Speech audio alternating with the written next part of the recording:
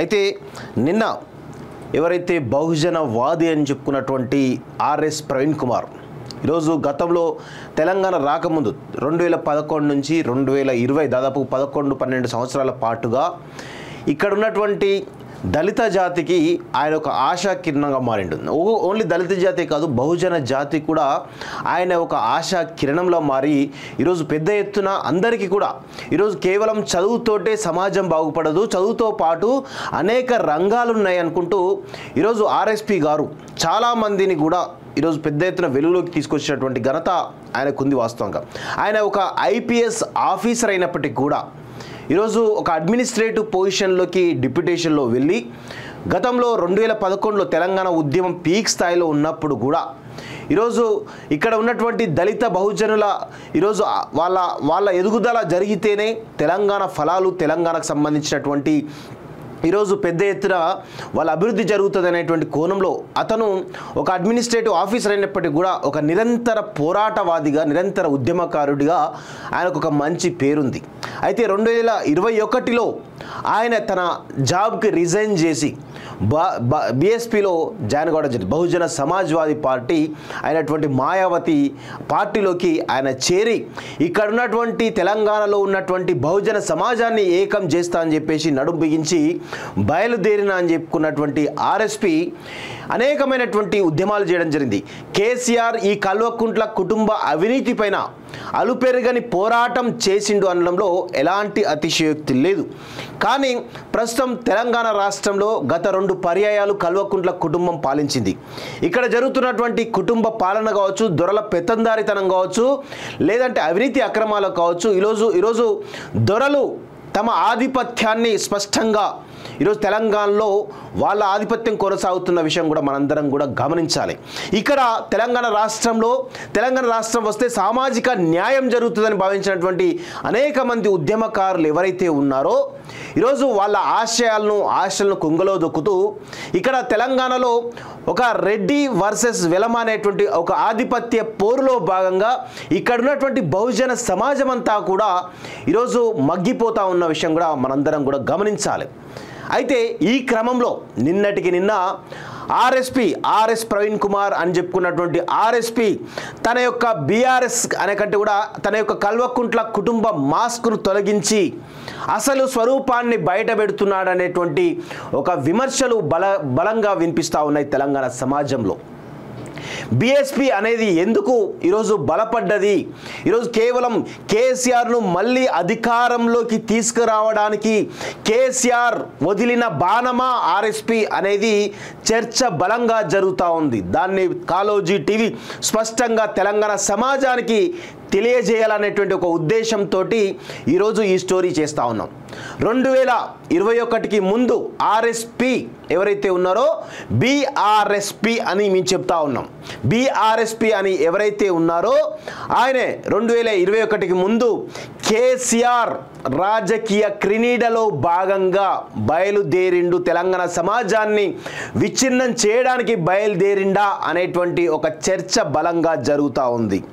ఎందుకు నేను చెప్తా ఉన్నానంటే కేసీఆర్ ఇప్పుడు కాదు 2021 కాదు 2020లోనే ఒక పన్నాగం 12 దానిలో భాగమే బీఆర్ఎస్పీ అనేటువంటి ఒక బాణాన్ని తెలంగాణ సమాజం మీదకి వదిలిండు అనేది నేనైతే స్పష్టంగా చెప్పగలను. ఎందుకు అంటే ఈనాడు కాంగ్రెస్ అంటే నేను కొంత పేర్లు చెప్పలేను, కానీ ఇక్కడ విషయం ఏంటంటే ఒక వ్యూహకర్త కేసీఆర్ దగ్గర గతంలో కేసీఆర్ దగ్గర పనిచేసినప్పుడు ఇక్కడ ఉన్నటువంటి రాబోయే రోజుల్లో ఖచ్చితంగా దళిత సమాజం ఎవరైతే ఉన్నారో ముఖ్యంగా మాదిగ సమాజం ఏదైతే ఉందో ఖచ్చితంగా ఆ సమాజం అంతా కూడా నాకు వ్యతిరేకంగా ఉండబోతుంది. కాబట్టి ఆ ఓట్లను చీల్చడానికి ఒక దళిత సమాజానికి సంబంధించినటువంటి వ్యక్తిని మనం రంగంలోకి దించి ఆయనతోటి పొలిటికల్గా రాజకీయంగా పార్టీ పెట్టించాలా లేదంటే ఉన్న పార్టీలోకి పంపించాలా అనేటువంటి ఒక వ్యూహ రచన 2020కి ముందే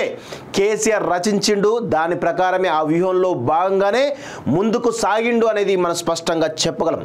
దానిలో భాగంగానే బీఆర్ఎస్పీ అనేటువంటి ఒక దళిత ముసుగులో అదేవిధంగా బహుజన ముసుగులో ఉన్నటువంటి బీఆర్ఎస్పీ ఈరోజు బయలుదేరిండు. ఏది బీఎస్పీ పార్టీలో చేరి ఈరోజు కల్వకుంట్ల కుటుంబం పైన పోరాటం చేసేది నేనే అంటూ ఈరోజు లక్షలాది మంది స్వారోలను కూడా మోసం చేస్తున్నాడు అనేది స్పష్టంగా మనకైతే అర్థమవుతుంది అనేది క్లియర్గా తెలుస్తూ ఉంది. ఈరోజు గత 10 సంవత్సరాల కాలంలో అంటే 10 సంవత్సరాల తెలంగాణ ఉద్యమంలో తెలంగాణ రాష్ట్రంలో కల్వకుంట్ల కుటుంబం చేసినటువంటి అరాచకాలు అంతా ఇంత కాదు. ఈరోజు కాళేశ్వరం నుంచి మొదలుపెట్టుకుంటే దళిత బంధు వరకు అనేకమైనటువంటి పథకాల్లో ఈరోజు కేసీఆర్ స్పష్టంగా ఈరోజు అవినీతి అక్రమాలు చేసి వీళ్ళ రాజకీయ ఆధిపత్యం కోసం కావచ్చు, లేదంటే ఆర్థిక ఆధిపత్యం కోసం కావచ్చు అనేకమైన ప్రయత్నాలు చేసి ఈరోజు తెలంగాణ సమాజాన్ని మోసం చేసిండు అనేది స్పష్టంగా మనకు కనబడతా ఉంది. తెలంగాణ రాష్ట్రానికి కావచ్చు, తెలంగాణ ప్రాంతానికి కావచ్చు, ఆనాడు ఆంధ్ర పెట్టుబడిదారులు కావచ్చు, ఆంధ్రులు చేసినటువంటి ద్రోహం కంటే కూడా కేసీఆర్ మరియు కల్వకుంట్ల కుటుంబం చేసినటువంటి ద్రోహమే పెద్దది అని చెప్పేసి కాలోజీ టీవీ వేదికగా పలుమార్లు మేము గలమెత్తినం, ప్రశ్నించడం కూడా. అలాంటి పరిస్థితుల్లో ఆర్ఎస్పీ అనేటువంటి వ్యక్తి ప్రస్తుతం గత 2021 నుంచే తీసుకుందాం. ఆయన 2021లో తన యొక్క జాబ్కి ఏదైతే గురుకుల పాఠశాలలకు సంబంధించినటువంటి సెక్రటరీగా ఉన్నటువంటి ఆర్ఎస్పీ తన జాబ్కు రిజైన్ చేయడం, వీఆర్ఎస్ తీసుకోవడం, ఇమీడియట్గా అది యాక్సెప్ట్ కావడం, ఇమీడియట్గా తను బీఎస్పీలో చేరడం, నల్గొండ వేదికగా భారీ ఎత్తున చాలామంది కూడా ఈరోజు ఆర్ఎస్పీ అభిమానులుగా చెప్పుకున్నటువంటి ప్రతి ఒక్కరు కూడా ఈరోజు భారీ ఎత్తున ఆయనకు మద్దతుగా ఈరోజు ఒక్క రూపాయి ఆశించకుండా ఆయన వెనక కదిలిండ్రు లక్షలాదిగా. ఆ తర్వాత కల్వకుంట్ల కుటుంబం చేస్తున్నటువంటి అనేకమైనటువంటి విషయాల్లో కాళేశ్వరం కావచ్చు, దళిత బంధు కావచ్చు, లేదంటే మిషన్ భగీరథ కావచ్చు, మిషన్ కాకతీయ కావచ్చు, దళిత బంధు కావచ్చు, ఇలా అనేకమైనటువంటి ముఖ్యంగా గ్రూప్ 1 సమస్య ఏదైతే ఉందో, గ్రూప్ 1 పేపర్ లీక్ అయితే ఉందో, టీఎస్పీఎస్సీ పేపర్ లీక్ స్కామ్ ఏదైతే ఉందో అవన్నిటిపైన అలుపెరుగని పోరాటం చేసిండు అనేది ఆర్ఎస్పీ చేసిండని స్పష్టంగా నేనైతే చెప్పగలను. కానీ అది కేవలం ప్రతిపక్షాలు నిర్వీర్యం చేయడానికైనా, లేదంటే కల్వకుంట్ల కుటుంబాన్ని ఈరోజు కాపాడడం కోసమా అనేటువంటి చర్చ ఈరోజు బలంగా జరుగుతూ ఉన్నటువంటి క్రమంలో ఈరోజు నేను కొంత విచారం వ్యక్తం చేస్తూ ఉన్నాను ఆర్ఎస్పీ విషయంలో. ఆర్ఎస్పీ గారు అంటే చాలా అభిమానం నాకు వాస్తవంగా. సరే, ఐడియాలజీస్ వేరు ఉండొచ్చు, ఇంకా వేరే ఏది వేరు ఉండొచ్చు, కానీ కమిట్మెంట్ ఆఫ్ బహుజన సమాజం ఏదైతే ఉందో దానిలో భాగంగా ఆయన చేసినటువంటి గత కాలంలో చేసినటువంటి పని కావచ్చు, లేదంటే ఆయన కల్వకుంట్ల కుటుంబంపై చేసిన పోరాటం కావచ్చు, ఆయనను ఒక అభిమానించే వ్యక్తిగా, నిజంగా కూడా నేను చాలా అభిమానించే వ్యక్తిగా నేనైతే ఉన్నాను వాస్తవంగా. కానీ నిన్నటికి నిన్న బీఆర్ఎస్ బీఎస్పీ పొత్తులో అంటూ ఈరోజు కేసీఆర్ దగ్గరికి వెళ్ళి కలిసి ఈరోజు ఏం సాధిద్దాం అనుకుంటున్నావు ఆర్ఎస్పీ గారు అని చెప్పేసి నేను ప్రశ్నించదలుచుకున్నాను. చాలా ప్రశ్నలు ఉన్నాయి. ఆ ప్రశ్నలకు సమాధానం చెప్పాల్సినటువంటి బాధ్యత ఆర్ఎస్పీ గారి పైన ఉంది అని చెప్పేసి నేను చెప్తా ఉన్నాను. ఈరోజు గతంలో 2021 నుంచి మొన్న ఎలక్షన్స్ వరకు కూడా దాదాపు 2.5 సంవత్సరాల కాలంలో మీరు అనేకమైనటువంటి విమర్శలు చేయడం జరిగింది కల్వకుంట్ల కుటుంబం పైన, ముఖ్యంగా బీఆర్ఎస్ పైన కూడా. ప్రతిదానికి కూడా సమాధానం చెప్పాలి. గ్రూప్ 1 సమస్య ఏదైతే ఉందో, ఆ గ్రూప్ 1 స్కామ్ ఏదైతే టీఎస్పీఎస్సీ స్కామ్ ఏదైతే ఉందో ఆ స్కామ్ పైన మీరు అలుపెరుగని పోరాటం చేశారు కదా. మీ వెనక ఇక్కడ ఉన్నటువంటి నిరుద్యోగ సమాజం కావచ్చు, లేదంటే తెలంగాణ సమాజం కావచ్చు, తెలంగాణ యువత కావచ్చు, మీ వెంట కదిలిండ్రు కదా. ఎందుకు మీరు సమాధానం చెప్పడం లేదు? దానిపైన ఖచ్చితంగా సమాధానం చెప్పాల్సిన అవసరం ఉంది. కాళేశ్వరం స్కామ్ పైన కూడా మీరు అనేకమైనటువంటి పోరాటాలు చేయడం జరిగింది. కాళేశ్వరం ప్రాజెక్టు వద్దకు వెళ్తే కూడా మిమ్మల్ని అరెస్ట్ చేసినటువంటి సందర్భాలు కూడా ఉన్నాయి కదా. కాళేశ్వరం అవినీతి పైన కూడా మీరు కల్వకుంట్ల కుటుంబం చేసినటువంటి పనిని, ఆ రోజు మీరు చేసిన ఆరోపణలు, దానిపైన మీ వివరణ ఇవ్వాల్సిందిగా కోరుతా ఉన్నాం.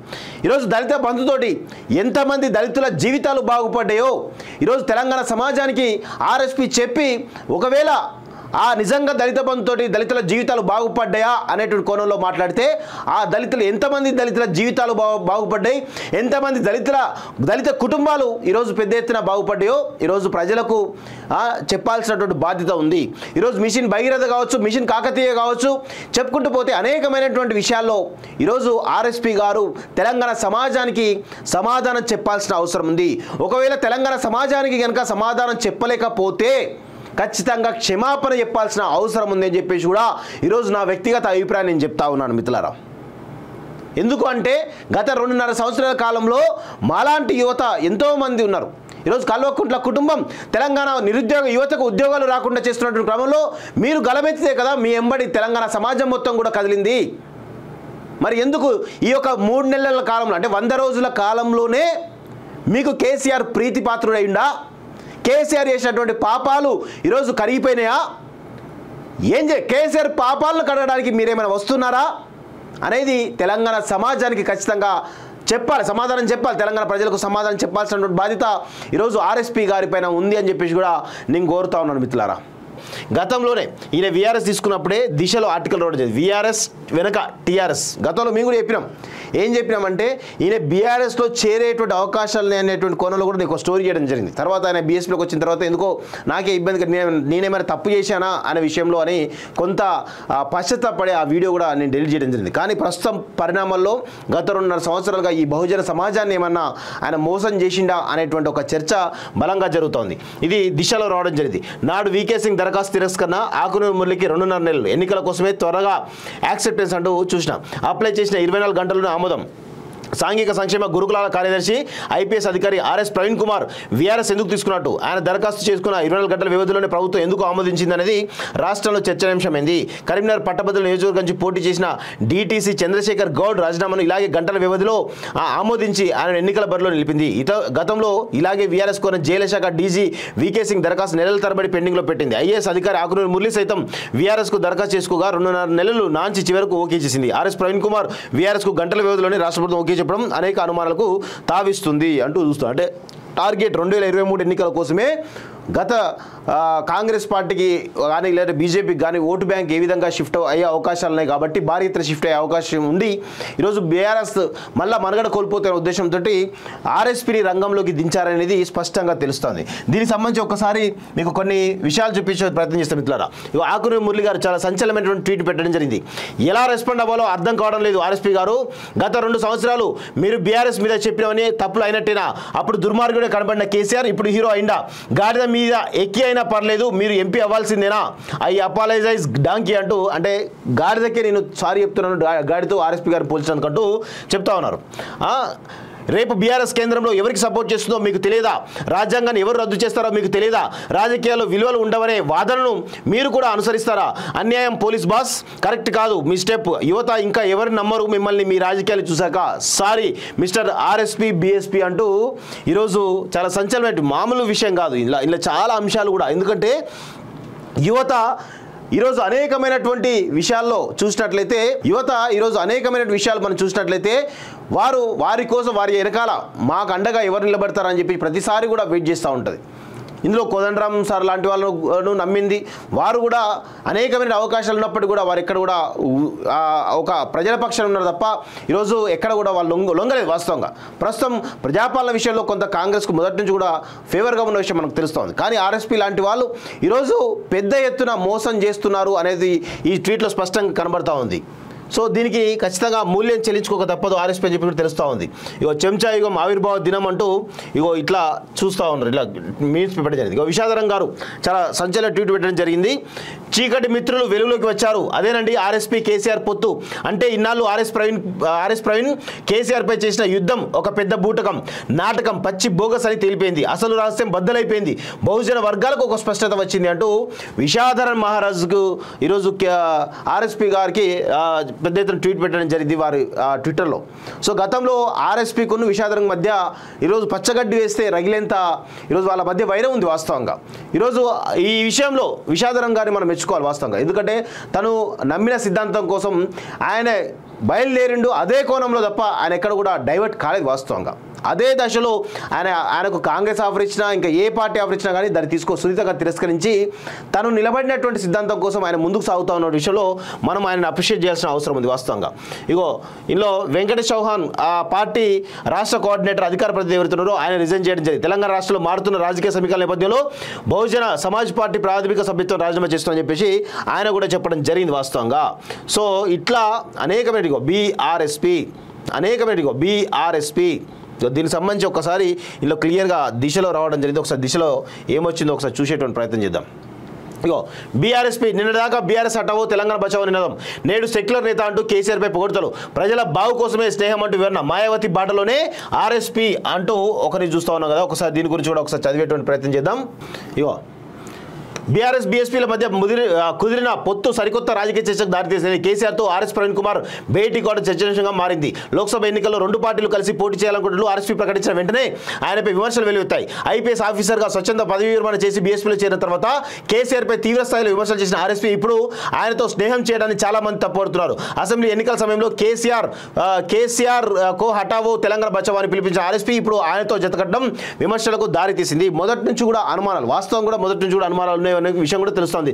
సెక్యులర్ స్లోగన్ వెనక అసలు ఎవరున్నారు, ఏంటి, రాజ్యాంగ రద్దు అంశం అనేది ఏంటిది, అది రాజ్యాంగ రద్దు, రాజ్యాంగాన్ని మార్చాలనేది కదా కేసీఆర్ అనలేదా రాజ్యాంగం మారుద్దామని. మరి ఎప్పుడు ఎట్లా ప్రీతిపాత్రులేండి ఇప్పుడు రాజ్యాంగం మారుద్దామని. సరే బీజేపీ అన్నదనే ఓకే అనుకుందాం, మరి కేసీఆర్ కదా ఫస్ట్ దాన్ని రాజ్యాంగాన్ని మార్చాలని ప్రపోజల్ దేశవ్యాప్తంగా చర్చ చేసింది కేసీఆర్ కదా. మరి దాని గురించి ఏమంటారు ఆర్ఎస్పీ గారు? ఈరోజు సమాధానం చెప్పాల్సిన అవసరం ఉంది. వాస్తవంగా మాయావతి అడుగుజాడలు అంటూ ఒకరు చూస్తా ఉన్నాం. సో ఇట్లా ఆయన పైన విమర్శలు అయితే భారీ ఎత్తున ఈరోజు బహుజన సమాజం నుంచి భారీ ఎత్తున వినిపిస్తా ఉన్నాయి. ఎందుకంటే ఎవరు కూడా నమ్మే పరిస్థితి కనబడతలేవు అనేది కూడా తెలుస్తూ ఉంది. వాస్తవంగా ఈరోజు ఎవరైనా ఒక వాదాన్ని ఎత్తుకుంటే ప్రజలు నమ్మాలా వద్దా అనే కోణంలో ఒక చర్చ బలంగా అయితే జరుగుతూ ఉంది మిత్రులారా. సో ఇది ఆర్ఎస్పీ గారికి సంబంధించినటువంటి అంశం. దీనిపైన ఇంకా విపులంగా మనం 2-3 ఇంటర్వ్యూలు చేసేటువంటి ప్రయత్నం చేద్దాం మిత్రులారా.